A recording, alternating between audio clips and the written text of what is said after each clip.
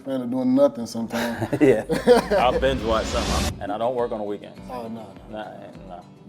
No, man, burnout is real, man. Oh yeah, I've been there. You know, and I started going to little networking things. Like your network is your net worth. Absolutely. So keep doing it. If it's your passion, if it's your purpose, everything else will come. You know, resilience is like still going, still pushing, still moving. Yeah. Whatever's in motion stays in motion. Yeah. Like it wasn't really the goal. Yeah. Like once I found it, it fit. It made sense. Communicate what's going on with you. Be open and honest about it. I like it. To Resilient Minds, I'm your host, Coty Martin, licensed therapist and your #1 motivator. And Resilient Minds is a podcast about personal growth, mental health, focusing on family and community, and just individuals as a whole. In this episode today, we will be talking to Lamar Walker, who will basically be getting into his mental. Lamar, how you doing, big dog? I'm good, brother. I'm good. Yeah, I appreciate you being here. Glad to be. How's your week going so far? It's been busy. It's busy. Wednesday, but it's been going. It's been going nonstop. Nonstop? Yes, sir. So I've been talking, I was talking to one of the other counseling brothers, I ain't gonna say his name, but every time I talk to him, he tell him about his schedule. And he got like 8 to 10 clients a day. Oh, no, I don't do that much. Like, bro, that's a lot. Yeah, that's too much. That's a lot. Do you go that hard? No. Maybe 6, no more than 7 Okay. a day. That's it. I'm not doing 10 Yeah, or 12 or even, Yeah, that's the early, when you first started, you can go that hard. But right now, it's just like, man, that's a lot of work. And I do breaks in between. You gotta do breaks. Yeah. You gotta do breaks. And I actually schedule a nap break. Like between 2 and 4, I'm doing my lunch and I'm taking a nap. Or if there's something else I gotta do, then that's what I'm doing. Yeah. I don't work. So I'll see my clients in the morning, and I don't start before, maybe I may have a 9 o'clock here and there, but I don't start before 10. Good. And then I take my break between 2 and 4, and then I do a 4 o'clock, a 5 o'clock, and I may have a 6 o'clock sometimes. Oh, that's good. So you got that down pat. Oh, yeah. And I don't work on the weekends. Oh, no. No, man. Nah, I had to like years ago when I was doing like in the hospitals or community work and stuff, just to get the schedule right. But you won't catch me working on the weekend anymore. No, man, burnout is real, man. Oh yeah, I've been there. And we gotta take care of ourselves. If we're trying to help people, we gotta learn how to help ourselves. And in doing that, you gotta take those breaks, naps for sure. Yeah. So you gotta be able to have the time to be able to pause, take a little break. Focus on yourself. Do whatever it is that you want to do. Me, I'm a big fan of doing nothing sometimes. Yeah. I'll binge watch something. I'll find something on television. Binge. I love it. I love it. Yeah, man.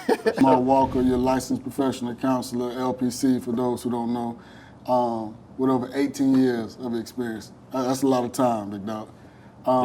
You are a public speaker, clinical supervisor, and an expert on topics like men's mental health and self-care. I definitely want to dive into the men's mental health because we got a lot of men out there that's afraid to kind of take that first step because they're not used to seeing men that look like them or just men, period, in the field. It is a woman's dominated field, right? Which is why it's important that us as male therapists just kind of put ourselves out there and let people know, hey, we here. Yeah. we here. And we got what you need. We can help. Like, you the right person that need to be on this podcast, big dog. I've been doing this for a minute. You've been doing it for a minute? Yes, sir. Okay. So what drives your passion in empowering others, especially through mental health? There's so many different things. Like, for me, it wasn't... Like therapy or getting into therapy, I just kind of fell into it. Yeah. Like it wasn't really the goal. Yeah. But once I found it, it fit. It made sense. It wasn't just a check. It was like, okay, I'm helping people. Yeah. And it made sense. Yeah. Like I've done all kinds of jobs. Like once I graduated from college, I did security, I did retail, I did sales, I did telemarketing, I did bartending, I did so many different jobs. Yeah. And, I thought teaching was going to be it. I was like, I'm going to become a teacher. Yeah. You know what I'm saying? Elementary school, because I'm a big kid myself. So that was it. But then got into a car accident, couldn't take the test because my hand was injured. And, then myself, I went through some mental like depression. Yeah. You know, because I had lost everything. Yeah. So it was like, okay, how do I get out of this? So luckily, with the support of family and friends, I got through it. But then another friend introduced me into the mental health field, and I was like, okay, I could do this. Yeah. You know. Yeah. But that it was at that time I was a support coordinator, so I was just like, and I was doing like some residential stuff. I didn't know I had to go back for my master's. Like, they don't teach you that once you get your bachelor's. Right. I'm thinking I got my bachelor's in psychology and I'm good. Right, like, you're I could good, do yeah. stuff. Nah, that wasn't the case. No, sir. Yes, sir. Okay. So how do you help clients move beyond, the stigma to embrace healing? We just normalizing Yeah. what they're going through. If it's applicable, I share my own personal stuff. Yep. And just and just looking at the scenario or whatever the situation is and helping them look at it from a helicopter view. Yes. Like, because in the midst of stuff, it looks bad. Yeah. But if I could sit there and just be like, wait, hold on. Let's look at it from this perspective. Yep. And they'd be like, oh, you know what? Okay, yeah, I see that. Yeah. I see that. Like, Yeah. In the back of my head, I'm thinking about a client I just had the other day. And they were like, oh, I feel guilty, I feel bad, this, that, and the third. I'm like, nah, like, anybody would have done that. Right. And underneath those circumstances. So, yeah. Yeah. You made a mistake. Let's figure out what we can do to learn from it. So, Yeah. You gotta focus on the solutions. yeah. I think a lot of times we get too drowned and stuck into the problems. It seems impossible to be able to even come up with a solution. Oh yeah. You know what I'm saying? That's what makes it difficult for a lot of men.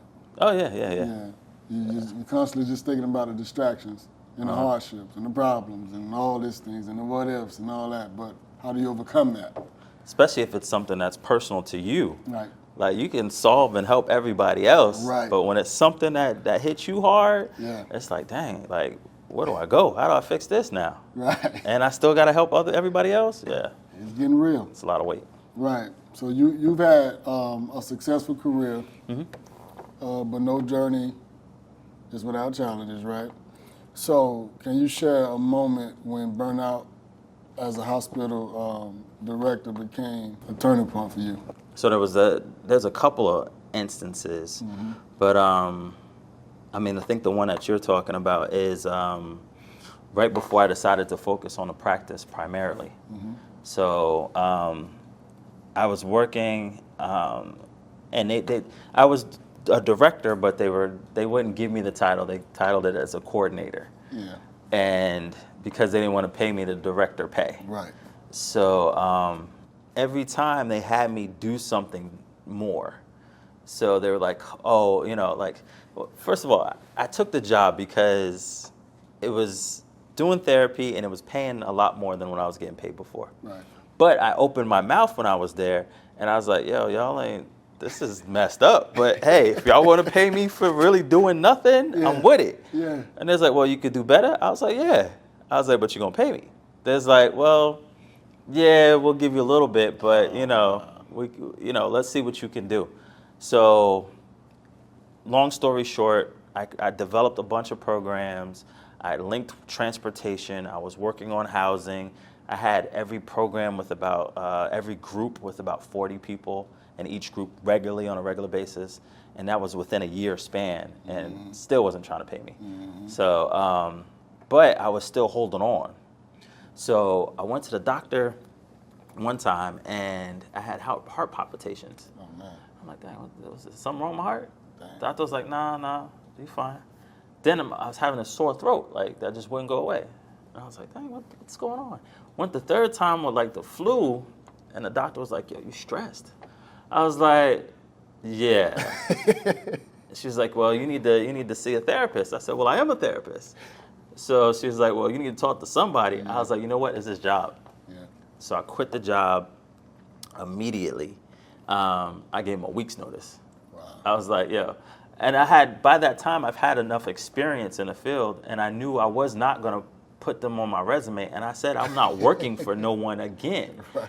So I'm gonna focus on this practice I got over here. Yeah. Which like the practice was just like, it wasn't even paying for itself. Like, I was just doing it just to, I had some clients that I had on my caseload for a while. Right. I'll go on the evenings or the afternoon, see a couple of people, then go home. But I was like, all right, I gotta make this work. Sure. So, yeah, and that was 2018 when I did it fully. Like I started a practice in 2014, but I was working maybe 2 other jobs, sometimes 2 full-time jobs while I had it. So 4 years later, you locked in. Yeah. Okay. Yeah. So what lesson did you learn from that leap of faith? I gotta trust myself, trust my gut. Like I wasn't really feeling it, but I was doing it. And just a lesson that I learned before that, when your heart's in the right place, the money's gonna come. For sure. You know what I'm saying? Like, so what I do now, like, it's decent. It pays decent, not the best. Right. But before I was chasing the money. Yeah. I got to get this director position. Yes. I need this title. Yes. I gotta make this money because the money was decent, but I make more now than I did then. Yeah. Like, or they could have paid me. So, yeah. It's so important that you said that because I was actually a guest on another show and we talked about that as far as chasing the money versus the impact or the purpose. Mm-hmm. And I see that for me personally, it's like a lot years of difference when you focus on the impact and the passion as opposed to the dollar sign. Like, bro, I'm telling you, like, night and day. Once I stopped chasing money and only chasing the impact and passion, all the money started to come. But when I was only focusing on the money, it was very difficult to hit the numbers that I was trying to hit. Yeah. You know what I'm saying? That's what, I'm glad you mentioned that because a lot of people need to hear that, especially young men, because we feel like we need to go get it fast and immediately. Yeah. But we dismiss the fact that, if we want to do something, and if we really want to do that thing, we got to give it our all and stay consistent. Remain faithful, but stay consistent throughout the whole process. But what's more important than that is even just staying focused. Mm-hmm. That's what we kind of fail to do because we'll try one thing, and if it ain't yielding the results that we want right now, we go open up something else, start something else, and try to think that we can spend a little time on that, and it's going to get the results that we want to. I learned that you spread yourself way too thin, everything will come crashing in a minute. So I had to learn, man, just focus on what it is. You know what your purpose is. You know what outcome that you're trying to accomplish. Just stay there, and eventually it'll happen. So that's what I witnessed and I recognize. So that's just a personal testimony for myself. So during your transition, the transition from the hospital to working on your private practice, how did you deal with fear of the unknown, and how did you rediscover your passion? It's rough. Yeah. That first year, almost got kicked out of the apartment complex. I was in a 2-bedroom apartment with 2 kids. Yeah. Car almost got repossessed. It was rough. Like, it was rough. It was times where my kids was eating and I wasn't. Like, It was like, you know what I'm saying? Y'all gotta eat. And still, like, they wanted to do things. You know what I'm saying? So I still had to, like, take them to do stuff and, buy them stuff, clothes and stuff. It was rough. Yeah. It was rough. That first year, it was a struggle. It was like, I don't know how. But what I did, too, was also just, I learned over time, too, the importance of marketing, like getting out there. Yes, man. So, like, I wasn't really doing a social media thing, but what I was doing was I was doing, like, door to door. Like, I was knocking on doors, making flyers and handing them out. Yeah. I went to just about every practice in the area. Yeah. You know what I'm saying? And like you said, they're predominantly female practices. Yes. And I would knock on the door and be like, hey, I'm a male therapist. What? Okay.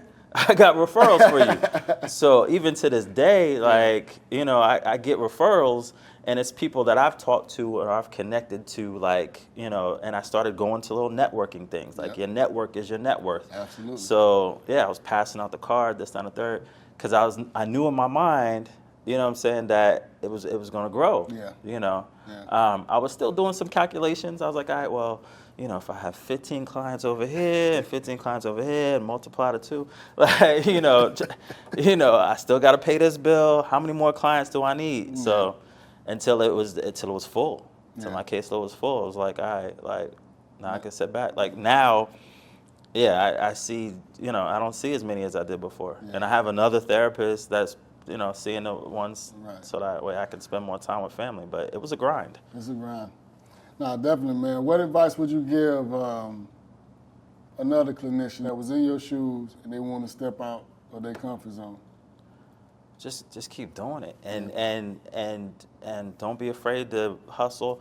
Also, don't try to do everything.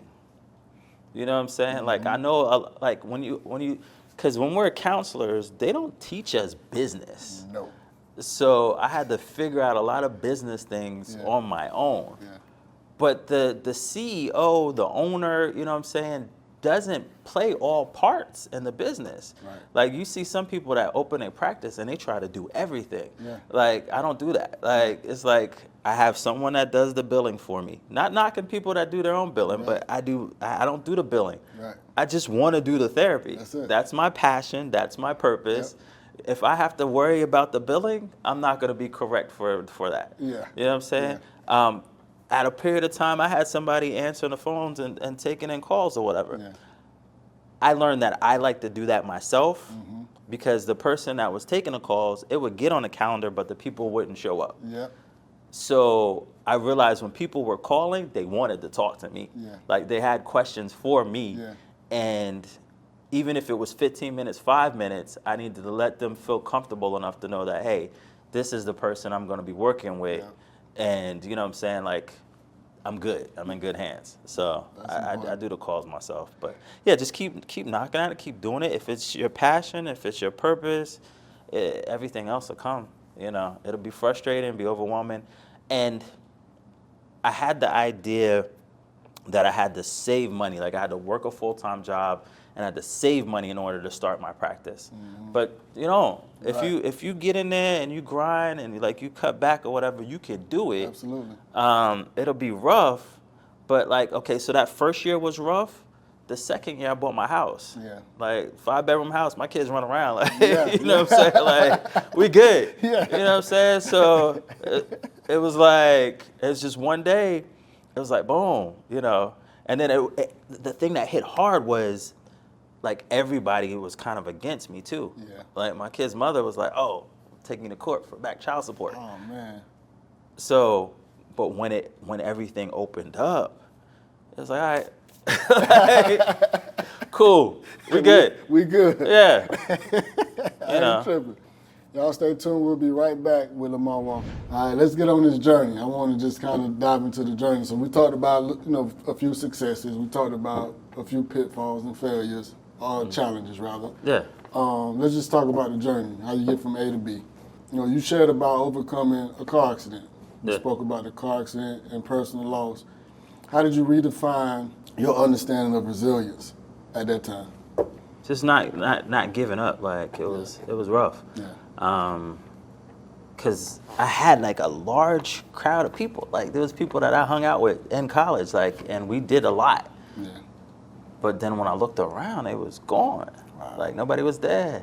I lost my apartment, lost everything. Like I didn't have a car at the time. And I had to live in a rooming house. And my mother had to send money, $50 a week. Mind you, I started working when I was like 15, 16, right. You know what I'm saying, in high school. So I was used to like get my own money, you know. Mm-hmm. And so yeah, it was rough. Like, and then my hand was in a cast. It was like, yo. So my mother called down and like I had some cousins that were down here and they come banging on the door, yo, you need to come outside.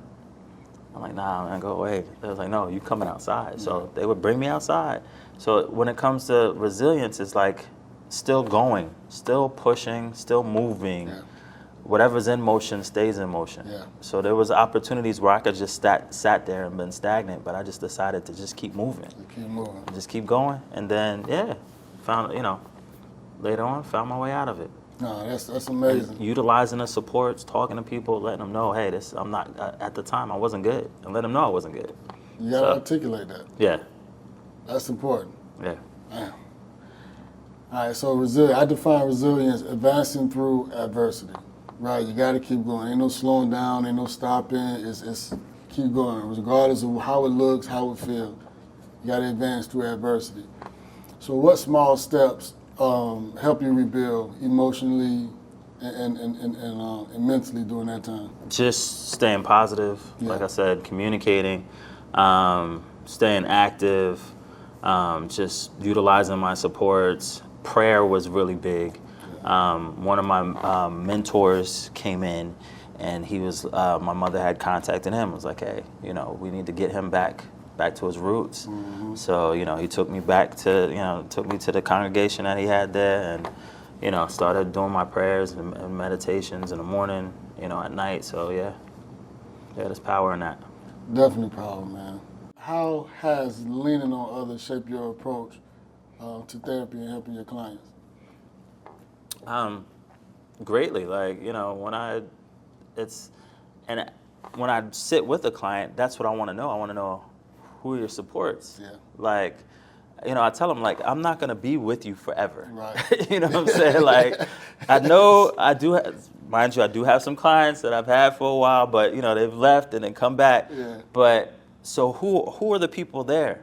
And if we don't have someone there, then we need to find someone there. We need to develop the supports. We need to build the supports. We need to find someone that can, that you can talk to, that you can rely on, that can help you through these situations. So, yeah. Okay, so what role has vulnerability, what role did it play in building lasting resilience? I had to be vulnerable. Yeah. Like, I had to tell people and let people know that, hey, I'm not good. It's not good over here. I had to just say no when I couldn't help. Yeah. So yeah.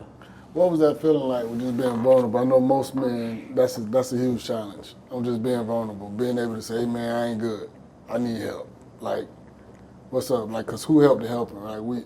I had these conversations all the time. Who helps the helper? Because most times we are often the one that help everybody around us, but when we get into that dark space, that we can't seem to see the light. Because we're the helper and that strong person, we oftentimes keep the problems to ourselves, right? Yeah. How do we overcome that as men? That's a tough one too, Yeah. because sometimes I still struggle with it. Yeah. There's times where it's like, you know what I'm saying? Like, there's things that I may struggle with, but I'm like, I just got to figure this out. I got to put my head to the ground and figure it out. Yeah.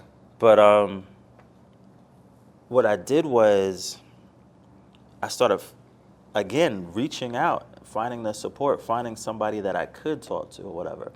Mm-hmm. I joined in with this group, what is it, Fathers Incorporated? Mm-hmm. Fathers Incorporated? Mm-hmm. And they had, like, these groups. Like, and mind you, I could have probably taught the groups myself. Right. Like, because I know the information. Right. But it was just having that camaraderie Yes. and hearing the stories and the things that they were going through and experiences that felt good. Relatable. You know what I'm saying? Yeah. Yeah. So when we still talk. We got a group chat or whatever. Yeah. We send messages. So just going out there, jumping off the roof and see what happens. Like, and you'll be surprised about how many people have the same experience or the same thing or can relate to what it is that you're talking about. Yes. And what's the worst thing that can happen? Like That's what I say all the time, Yeah. man. What's the worst that can happen? Yeah. Get better? Yeah. Some dots get connected? Yeah. You're more self-aware? Yeah. And if you're vulnerable with them and you find out that wasn't a good space to be vulnerable with, they didn't understand or they weren't supportive or they judged you or whatever, then now like I could let those people go. Absolutely. You know what I'm saying? Like, I can clear the space, but that doesn't mean I don't stop trying to find people that I can connect with. Right. You know what I'm saying? Right. And then just keep connecting. And until you find that tribe, Build you your find, you know what I'm saying, the people that are on the same page with you. Build your tribe. It takes a village, bro. Yeah. It really, really takes a village. So from a professional standpoint, how does mental health lay the foundation for overall well-being and success? It's everything. It's everything. Like, cut off the head, then the body dies. Like, mind and body is so connected. For sure. like from a cognitive behavioral approach, like my thoughts affect my mood, which affects my behavior. The situations don't really matter. Like even the most difficult situations, if my mind is in the right spot and I have the thoughts to help me push through it, then I can keep going. You know what I'm saying? Like that mind over matter. You know, so if you tear down somebody's mind, it's nothing. You know, like you can't do anything else. You can't do anything else. Like I have a trainer, you know, and he's great. He's excellent. I call him the trainer's trainer. Like I did, what was it, last year? Was it last year? Yeah, last year. Yeah, last year I did my first bodybuilding competition. That first one I did, I came in second place. The next one I came in first place. And I had switched trainers, like this guy is serious. So there's times when I'm working out and like he'll have you do 100 reps of something. And I'm like, bro, I can't do 100 reps. But he's in my head like, and in my ear like, nah, you're going to do it. Yes, you can. So then after a while, I'm telling myself, yes, I can. Despite the burn, despite the fatigue, like I've been able to get in there and do stuff like prior to that I wouldn't have been able to do. Like when I'm there by myself, like when he's like he can't come in that day, I don't do as much. Like, you know what I'm saying? You ain't but when he's there, it's like I gotta act right. And act right. It's that push. We need that push for sure. So what strategies can listeners use to align their goals with emotional wellness? Understanding emotional wellness, understanding what it is, communicating to other people about emotional wellness, fighting the stigma as it relates to emotional wellness, and knowing that it's okay not to be okay. So. Sure. Okay, so I want to dig into your mind a little bit, just get some advice and ask you a few questions. What simple steps can someone take today to strengthen their mental resilience?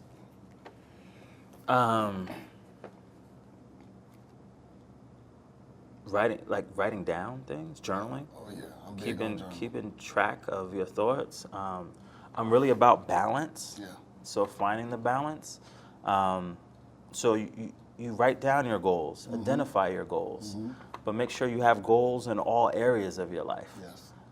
So goals for family, goals for friends, physical goals, spiritual goals, mental goals. Have those, identify those, and don't just have a general goal, but make it an action plan. Like a SMART goal. Like it needs to be specific, measurable, achievable, relevant, and time bound. Like it needs to be, and you need to jot it down. If you don't write it down, it's not gonna happen. Once you have that, then keep reviewing your goals. Make sure you're on top of them or whatever, and communicating with other people, making sure that you're talking to them, letting them know how you're doing and where you're at. So you have the balance. So you have that action piece. Also, being your biggest cheerleader. You know what I'm saying? Staying it, like even when things look bleak, trying to find some optimism, something positive, something else to shift to or to focus on. And again, being okay with not being okay. So if I need to sit back, I need to take a breather, I'm going to do that for one day. I'm not going to do it for a week. I'm not going to do it for a month, but I'm going to take a day or two and I'm going to plan to do nothing and be okay with that. And that's the emotional and mental resilience. And that's how you build that. But also, get a therapist. Like, why not? Like, we go to, and I constantly say this, like, we go, like, to get, our physicals, annual physicals. You know what I'm saying? As we get older, there's more physicals that need to be happening. But just as simple as going to someone else, like a professional, to check out, make sure my mind is okay. Like, people don't even think about that. Like, I'm going to make sure my body's okay, but I won't make sure my mind's okay. Like, and they're connected, and I'm always putting stress. I'm always dealing with things. So there's more people now that are hip to it and more men now. Like, I'm surprised. Like, I'll get some calls from brothers and they be like, yo, I just want to make sure I'm all right. you know. Yeah. And I'm like, well, I don't know how I'm gonna bill this for insurance, but okay, let's talk. Right. But you know, we might have to do this out of pocket, but we'll figure it out. Right. But we talk about it, and we find out that there was things that they may not have dealt with, that they just kept stored in, and it's affecting their relationships, they're affecting their productivity, whatever it is they're trying to do, and whether or not they have balance. So yeah, get a therapist. Write things down, create goals, communicate what's going on with you, be open and honest about it. I like it. I love it, actually. All right, do you have a favorite tool or technique for managing stress or anxiety? For me, there's different things that I do. Yeah.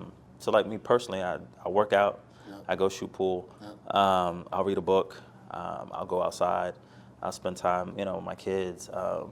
So it's those things, but definitely for anxiety, because anxiety has a physical component to it. So for anxiety, you have to definitely start with your physical.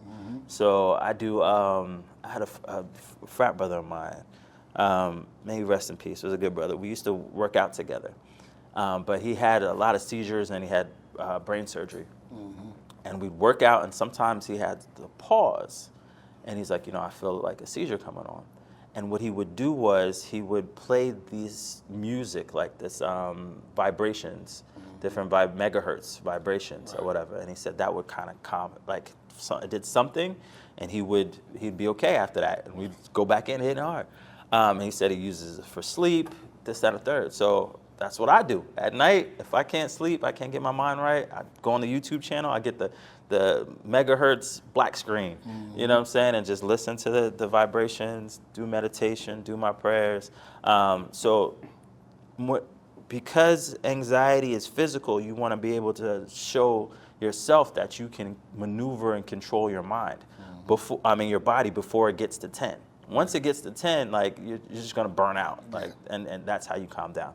So what you do is you learn the techniques, whether it's deep breathing, progressive muscle relaxation, some relaxing music, whatever. But you do that even when you're calm. Yeah. Like you don't just do it when you're anxious, because you're gonna forget. Right. That's like, going to the ring and you never sparred before. You're gonna get knocked out. So you gotta be prepared for this. Right. You know what I'm saying? Just as if like walking into conversations and communication with spouses, this, that, and third, you need to be prepared for that. Right. Not just going off the hip. So yeah, get your physical right, control your body, and then whatever it is that makes you anxious, go towards it. Yeah. Go towards it. Yeah. The only way truly to get through anxiety is to push past it. Yeah. So that way, once you learn that you're not going to get anxious about it anymore. Yeah. Like once you feel comfortable and you recognize there's no real danger, you're going to keep going. Yeah. Yeah. And baby steps. Baby steps. Baby steps. I had a client that was nervous about going into the mall. So I said, all right, we ain't going to go to the mall this week. We're going to drive to the mall. Yes. So you drove to the mall that day. All right, we're going to go to the door. Yes. Went to the door that day. All right, this time we're going to go inside the door for 2 minutes. Yep. And we're going to go out. That's it. All right, we're going to take some steps, see how far we can get to the food court, and then come out. After a while, it was nothing. Yep. All right, so it's just baby steps. And some of the anxiety is just the unknown. So just learn about whatever it is. And just figuring out how can you maneuver, how can you get over it and get past it. And then another piece of it is, I can go on and on, but another piece of it is we don't do a real risk assessment on situations. Yeah. So we think the worst case scenario is going to happen, but 9 times out of 10, it's not. Yes. It's not going to happen. And even if it did happen, we're equipped to manage it. Yeah. So with a risk assessment, if it did happen, worst case scenario, what am I going to tell myself and what am I going to do to get through it? And chances are, once you start thinking about it, you'll recognize, 1, it's not going to happen. Right. And 2, if it does, I'm going to be all right. Yep. So then the anxiety is lower. But when we're not really looking at that, our mind is all over the place. We're looking at this can happen or that can happen, and when this happens, how did this gets worse, this and the third. If we don't just kind of center and focus and kind of go through the pathways and kind of see how we can maneuver through it, then yeah, it only gets worse. Only get worse. No, that was good and that was deep, because I was in my head, I was thinking the same thing that you just mentioned. Because I tell people a lot of times that are dealing with anxiety, like, just think about, because you got to be aware. And just think about everything that you thought the worst was going to happen. Did it happen? Never. Not once. Right? So let's put that in perspective. Because you got to realize, like, you just got to calm down a little bit. You got to center yourself. You got to settle down a little bit. And you realize the worst is never going to happen, really. You know what I'm saying? So I appreciate that. If there's one thing that the listeners can take away today, what would it be? Make yourself a priority. Oh, yes. Make yourself a priority. Yeah. Start taking care of yourself. Mind, body, all of that, spirit. Just make yourself a priority. We get so used to just doing things for other people and taking care of other people that we just, and we're like, oh, I don't have time to do this. No, you just didn't make yourself a priority. Yeah. Like, you can find the time. Yes, you can. And yeah, just give yourself the push. And treat yourself like someone you truly love and respect. Like, because half of the things that we do to ourselves, we wouldn't do to a stranger. Half of the things we say to ourselves, we wouldn't even say to a stranger. Right. Or to a close friend. So just making that shift. Just find yourself, make yourself a priority, and be good to yourself. Lamar, tell people how they can reach you. You can reach me at Lamar Walker at mindfulworkscounseling.org. And you can reach me at mindfulworkscounseling.org if you want to request a call and a consultation. I'm also on Instagram, Facebook, at mindfulworkscounseling.org. Well, brother, it's been a great conversation. Yes, sir. I appreciate you. I appreciate your time. Yes, sir. I appreciate you. Yes, sir. Resilient minds.